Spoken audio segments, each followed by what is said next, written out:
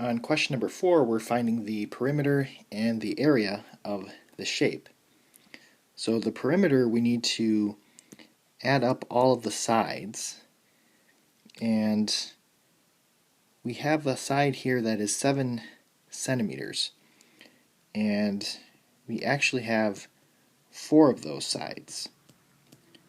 So I'm going to take 4 times 7, and that should account for these 4 sides.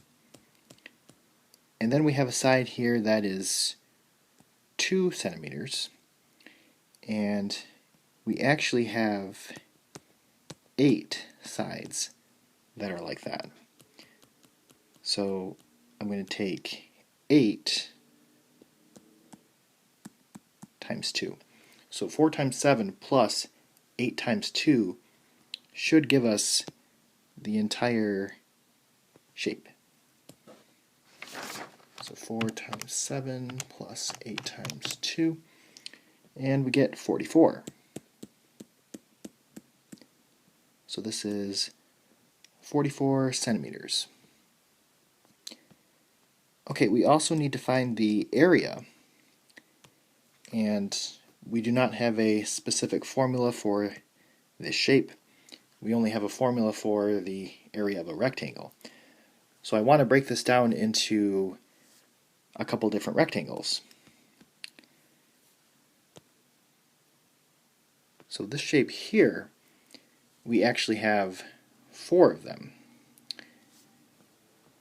So I want to figure out the area of that shape, and that is going to be 7 times 2. So that's 14 square centimeters. And then the area of the center, which is actually a square, that's going to be 7 times 7, which is 49 square centimeters. So to get the area, now I need to be careful because there's actually 4 of the first shape, because I have each of those outsides there. So for my final calculation, I need to do 4 times that 14.